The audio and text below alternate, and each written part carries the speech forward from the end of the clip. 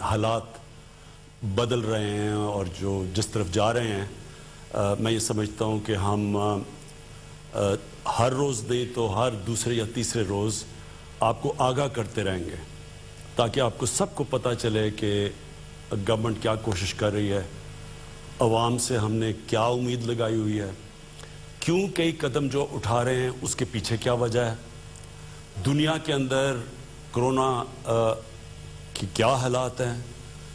और ये इसलिए ज़रूरी है कि जब इस तरह का सिचुएशन जो कोरोना की वजह से डेवलप हुआ है, ये सिचुएशन इसकी कोई मिसाल पहले नहीं मिलती। तो इसकी वजह से कई ऐसी चीज़ें हो रही हैं जिसकी कभी भी किसी हुकूमत ने तैयारी नहीं की हुई थी। तो सबसे पहले तो मैं आप सबको मुबारक देता हूँ, अपनी कौम को मुबारक देता हूँ कि और अल्लाह का ख़ास तौर पे अल्लाह का शुक्र अदा करता हूँ कि जो हम इस वक्त कैलकुलेट करके बैठे थे, और कैलकुलेशन कौन करता है? हमारा जो national command and operation centre, जिधर सारे पाकिस्तान के टॉप इदारे जो भी ये कोरोना के साथ और जो सेहत के शोबे के साथ इन्वॉल्व हैं और एडमिनिस्ट्रेशन के, वो हर रोज़ बैठ के अपने डॉक्टर्स के साथ पूरा डेटा सारे पाकिस्तान से लेके वो एनालाइज करते हैं कि कितनी बीमारियां हुई, अस्पताल में कितना प्रेशर है, और कोरोना की प्रोजेक्शन क्या थी और आज क्या है।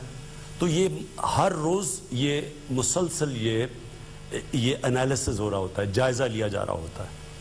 और इसके मुताबिक जो मैं आपको मुबारक देना चाहता हूँ कि इसके मुताबिक आज नहीं 25 अप्रैल तक हम अंदाज़ा ये था कि 50,000 कोरोना के मरीज़ होंगे पाकिस्तान में, और आज जो हम कैलकुलेट कर रहे हैं इंशाल्लाह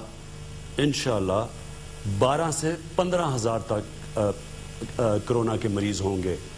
जो कैलकुलेशन पहले थी 50,000 होने थे, आज जो हम सारे असेस कर रहे हैं, जो जितने भी कोरोना के केसेस आ रहे हैं, तो आज हम समझते हैं कि 12 और 15,000 के बीच में।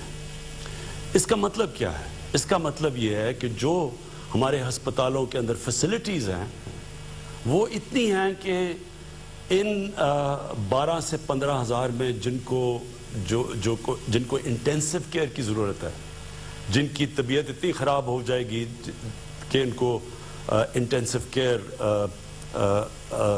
हॉस्पिटल की जो वो फैसिलिटीज़ चाहिए होंगी जो इंटेंसिव केयर में, मसलन वेंटिलेटर और ऑक्सीजन। तो अब तक हमारे पास जितने मरीज़ आ रहे हैं और जो हमारे पास फैसिलिटीज़ है, इंशाल्लाह इस रेट के ऊपर अभी इस महीने हमें कोई मसला नहीं होगा। हमारे पास वो फैसिलिटीज़ हैं हमारे हॉस्पिटल्स में। लेकिन जो हम आगे देख रहे हैं, कोरोना के केसेस बढ़ेंगे। आप जिस तरह सारी दुनिया में देख रहे हैं केसेस बढ़ रहे हैं, कई स्लो डाउन हो भी रहे हैं, फिर भी बढ़ रहे हैं केसेस। तो हम ये अंदाज़ा लगा रहे हैं कि हमें जो मुश्किल पड़ेगी वो पड़ेगी मई के 15 से लेके मई के 20 या 25 तारीख तक। हम समझते हैं कि हमारे हॉस्पिटल्स के ऊपर प्रेशर ज़्यादा पड़ेगा। जो प्रेशर 25 अप्रैल में पड़ना था वो अब चला गया आगे 15 और 20 मई तक, और उस तक हम पूरी तैयारी कर रहे हैं। हमारी एनडीए में दुनिया से अभी भी हर रोज़ कांटेक्ट पे हैं, वेंटिलेटर्स के ऊपर जो भी चीज़ें हमें ज़रूरत है उसके ऊपर तैयारी पूरी कर रहे हैं। लेकिन मैं अभी भी आपको कहूँ कि अगर हम ज़्यादा एहतियात कर दें तो हो सकता है कि ये और आगे चला जाए। यानी जिस तरह हम 25 अप्रैल को समझ रहे थे, ये चला गया 10 से 20 मई तक। और अगर हम, जो मैं अभी बाद में आपसे बात करूंगा, अगर हमने एहतियात कर ली तो ये और भी आगे जा सकता है। और ये इसलिए है कि आज हम इस खुशकिस्मत कंडीशन में इसलिए, और खुशकिस्मत इसलिए मैं कह रहा हूँ कि आप दुनिया में और मुल्कों का हाल देखें इस वक्त कि किस तरह 1000 800 दिन में लोग मर रहे हैं वहाँ। तो उसके मुकाबले में मैं ये कह रहा हूँ कि उनका जब मुआवजा किया जाए तो हमारे हालात बहुत बेहतर हैं। تو اور میں یہ اس لیے بھی ہیں کہ جب 26 کرونا کے کیسز تھے پاکستان میں 13 مئی کے قریب، تو ہم نے تب لاک ڈاؤن کیا تھا پاکستان میں. ہاں 13 مارچ کو، تو ہمارا 26 فروری کو پہلا کیس آیا تھا، اور جب ہمارے 26 کیسز ہوئے تو 13 مارچ کو ہم نے اپنا لاک ڈاؤن شروع کیا تھا. اور اس لاک ڈاؤن کے بعد مختلف کئی صوبوں نے، سندھ نے زیادہ کیا لاک ڈاؤن، باقی صوبوں نے کم کیا. لیکن اللہ کا کرم یہ ہے کہ ہمارے جو بھی ہم نے قدم اٹھائے، ہم نے جب زائرین بھی آئے تو ان کو کوارنٹین کیا، ان سے پھیلا نہیں. تو اور اس سے پہلے ہم نے کوئی 8 لاکھ یعنی 13 مارچ تک 8 لاکھ لوگوں کو ہم ایئرپورٹ پہ اسکرین کر چکے تھے. تو اللہ کا شکر ہے. اور پھر چائنا سے بڑا پریشر تھا کہ ہمارے جو اسٹوڈنٹس تھے ووہان میں، جو شہر میں جدھر کرونا شروع ہوا، ان کو واپس بلایا جائے. ہم نے پریشر لیا، اور اللہ کا شکر ہے کہ ایک بھی کیس ہمیں چائنا سے پاکستان نہیں آیا. اب جدھر آج ہم کھڑے ہیں، ہم نے جس طرح آپ نے دیکھا کہ ہم نے آہستہ آہستہ فیصلہ کیا کہ ہم اب جو لاک ڈاؤن کی کنڈیشنز کم کرنے لگے ہیں، جس میں سب سے بڑا جو سیکٹر ہے کنسٹرکشن کا، ہم نے فیصلہ کیا کہ کنسٹرکشن کا سیکٹر ہم کھولنے لگے ہیں. تو وہ کیوں کھولنے لگے یہ میں پہلے بھی آپ سے بات کر چکا ہوں، لیکن میں یہ بات پھر سے دہراؤں گا کیونکہ آپ کو سمجھنا چاہیے کہ ہم یہ کیوں قدم اٹھا رہے ہیں. دیکھیں، ہمارے جیسے ملک پاکستان، ہندوستان، بنگلہ دیش، ساؤتھ افریقہ جیسے جگہ، جدھر کچی بستیاں ہیں، جدھر غریبوں کی بستیاں ہیں، جدھر کچی آبادیاں ہیں، جدھر شینٹی ٹاؤنز جن کو کہتے ہیں، فلپینز ہے، یہ سارے ملکوں کے اندر جو کنڈیشنز ہیں، جو حالات ہیں، وہ مغرب سے مختلف ہیں. مثلا یورپ اور اگر امریکہ کا آپ دیکھیں تو ان سے ہمارے مختلف حالات ہیں. ہمارے کچی آبادیوں کے اندر، ہمارے غریبوں کے محلوں کے اندر لوگ جڑ کے رہتے ہیں. ایک ایک کمرے میں 6 سے 5 سے 8 لوگ بھی رہتے ہیں. اور وہاں کئی بدقسمتی سے پاکستان میں کچی آبادیوں میں یہ حالات ہیں کہ صاف پانی نہیں ملتا اتنا. تو ہم جب ایک قوم فیصلہ کرتی ہے کہ ہم لاک ڈاؤن کریں گے، تو یہ ضرور سوچنا چاہیے کہ جب ہم لاک ڈاؤن کریں گے تو ہماری نظر میں ہونا چاہیے کہ یہ جو غریبوں کی آبادیوں میں لوگ رہتے ہیں، ان کے اوپر اس کے کیا اثرات آئیں گے. اور مجھے افسوس سے کہنا پڑتا ہے کہ پاکستان کے اندر، میں کیونکہ میری عمر تقریباً پاکستان جتنی ہے، میں ساری زندگی یہ دیکھتا رہا ہوں کہ ہم جو قانون بناتے ہیں، پالیسیز جو ہم بناتے ہیں، ہم صرف ایک چھوٹی سی ایلیٹ کلاس کا سوچتے ہیں. ہم اگر تعلیم کا بھی نظام پاکستان میں ہم نے، اور میں اس پریولیج کلاس سے ہوں جس کو بہترین تعلیم ملی، لیکن ہم نے کبھی یہ نہیں سوچا کہ عام لوگوں کے لیے جو تعلیم ہے کیا وہ مقابلہ کر سکتے ہیں ہمارے جیسے لوگوں کا جن کو چھوٹے سے طبقے کو اچھی تعلیم انگلش میڈیم ملتی تھی. اسی طرح ہم نے آہستہ آہستہ گورنمنٹ کے ہسپتالوں کو تباہ ہوتے دیکھا. غریب لوگوں کے لیے گورنمنٹ ہاسپٹل اور امیروں کے لیے پرائیویٹ ہاسپٹلز، اور جو سپر رچ تھے ان کے لیے لنڈن کے اندر علاج کروانا. یہ ایک طبقاتی نظام پاکستان میں ڈیولپ ہوا. طاقتور اگر عدالت میں جاتا ہے، اس کے پاس بڑے بڑے وکیل ہوتے ہیں، وہ جو مرضی ڈاکے مارے وہ بچ جاتا ہے. جیلوں میں غریب بھرے ہوئے ہیں. یہ جو ہماری مائنڈ سیٹ ہے، جب ہم لاک ڈاؤن کرتے ہیں، ہمیں یہ اور سوچا نہیں. 18th امینڈمنٹ کے بعد صوبوں کے پاس اختیارات ہیں، وہ اپنے فیصلے کر سکتے ہیں. تو جس طرح فیصلے کیے گئے، میں اپنی طرف سے کہتا ہوں کہ میں پہلے دن سے کہہ رہا تھا کہ جب ہم فیصلے کرتے ہیں تو کیا ہم سوچ رہے ہیں کہ ہمارے جو غریب لوگ ہیں ان کا کیا بنے گا. اور جو ہم نے فیصلے کیے، اب مجھے جو سب سے زیادہ خطرہ یہ کرونا کا نہیں ہے اس وقت. میں ایز پرائم منسٹر پاکستان یہ کہتا ہوں کہ مجھے سب سے زیادہ خطرہ یہ ہے کہ لاک ڈاؤن کی وجہ سے جو ہمارا کمزور طبقہ ہے، غریب طبقہ ہے، اس کے کیا حالات ہیں. اور مجھے خطرہ ہے اس کا، کیونکہ میں سیدھی بات کرتا ہوں. آپ اگر امریکہ میں دیکھیں، انگلینڈ میں جدھر میں نے بہت ٹائم گزارا ہوا ہے، وہاں کا جو مزدور ہے وہ زیادہ تر تقریباً 100% رجسٹرڈ ہے. ہوگا 2-3% نا رجسٹرڈ، لیکن وہ رجسٹرڈ ہے. اور آج اگر امریکہ میں یا انگلینڈ میں دیکھ لیں، کینیڈا میں دیکھ لیں، وہ کیا کر رہے ہیں کہ جیسے جیسے وہ بے روزگار ہو رہے ہیں ان کو ڈائریکٹلی پیسے جا رہے ہیں، ان امپلائمنٹ بینیفٹس ہیں وہاں، ان کے بینکوں کے اندر پیسے جا رہے ہیں کیونکہ ان کے پاس لسٹ ہے ان کی مزدوروں کی. تو جو بھی مزدور اپلائی کرتا ہے کہ جی میں بے روزگار ہو گیا ہوں، وہ پھر گورنمنٹ اس کو پیسے دے رہی ہے، ان کے پاس ریکارڈ ہے. ہمارے 75 سے 80% جو مریض ہے وہ انفارمل سیکٹر میں ہے، اس کے ہمارے پاس کوئی ریکارڈ ہی نہیں ہے. تو جب یہ ہوتا ہے تو گورنمنٹ کیسے اس کی مدد کرے؟ ہمیں کیسے پتہ ہے کہ ہم ان کی کیسے مدد کریں؟ تو اس لیے ہمارے ملک میں یہ بڑا مشکل ہے جب ایک دہاڑی دار جا کے گھر بیٹھ جاتا ہے، روزگار جب ختم ہوتا ہے، اس کے بیوی بچے اس کی دہاڑی کے اوپر ڈیپینڈ کر رہے ہیں کہ انہوں نے کھانا پینا ان کا بندوبست کرتا ہے. ہو سکتا ہے وہ 1 ہفتہ 2 ہفتے بیچارے اپنے ساری جو بھی بچایا ہوا ہے ان کو وہ خرچ کر دیں. تو آخر میں ان کے پاس کیا چوائس ہے؟ یا تو سوشل سیکیورٹی سسٹم ہی نہیں ہے. یہ جو مغرب ہے وہاں تو پورا ویلفیئر سٹیٹس ہیں، یورپ جو ہے ادھر تو سوشل سیکیورٹی ہے، یہاں تو وہ بھی نہیں ہے. اس لیے جب ہم فیصلہ کرتے ہیں ہمارے حالات مختلف ہیں، اور اس لیے ہمیں یہ جو کنسٹرکشن ہے یہ ہم فیصلہ اس لیے کھولنے کا کیا، میں نے اور میرے کیبنٹ ہیں، کیونکہ ہم یہ سمجھ رہے ہیں کہ ہم پہنچ ہی نہیں سکتے اتنے زیادہ یہ جو ان رجسٹرڈ مزدور ہیں، ہم ان کے پاس نہیں پہنچ سکتے. ہم نے احساس پروگرام کیا، یہ پاکستان کی تاریخ کا سب سے بڑا پروگرام ہے. 12,000 روپے جو ہم 1,20,00,000 خاندانوں کو پہنچا رہے ہیں، یہ کبھی ہوا ہی نہیں ہے پاکستان میں اتنا بڑا پروگرام ہے، اور وہ بھی میرٹ کے اوپر، یعنی کسی قسم کی سیاسی مداخلت نہیں ہے اس میں. لیکن اس کے باوجود ہم سمجھتے ہیں کہ یہاں اتنے زیادہ جو لوگ ہیں جو اس سے نیٹ سے باہر ہیں، ان تک ہم کیسے پہنچ سکتے ہیں؟ اور ہمیں ڈر یہ ہے کہ جب تک ہم وہاں پہنچیں لوگ بھوک سے سڑکوں پہ آ جائیں گے، اور اگر لوگ بھوک سے سڑکوں پہ آ جائیں گے تو سارا لاک ڈاؤن کا مقصد ہی فیل ہو جائے گا، کیونکہ لاک ڈاؤن کا مقصد یہ ہے کہ لوگوں کو آپس میں فاصلے رہیں. تو اس لیے ہم نے کنسٹرکشن کا شروع کیا. اور میں کنسٹرکشن کی صرف ایک اور بات کرنا چاہتا ہوں.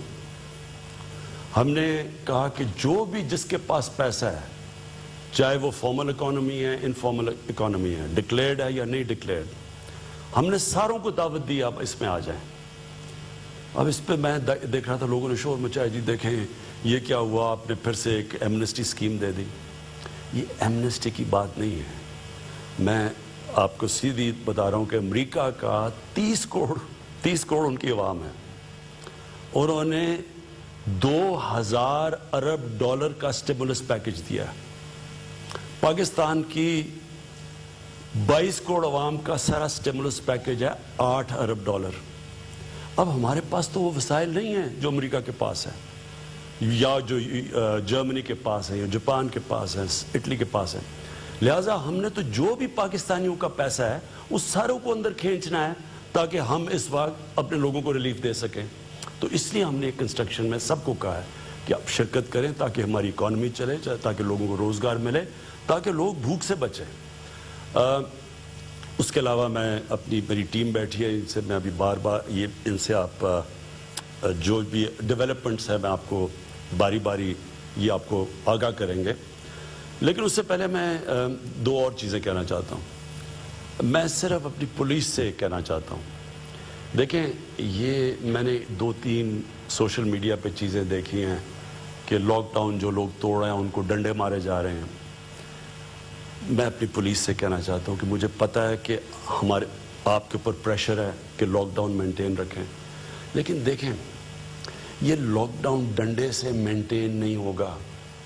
یہ لاک ڈاؤن تب کامیاب ہوگا جب ہمارے شہری خود سمجھیں گے کہ ان کی ذمہ داری ہے، کیونکہ ان کے بھلے کے لیے ہے، یہ ساری قوم کے لیے ہے.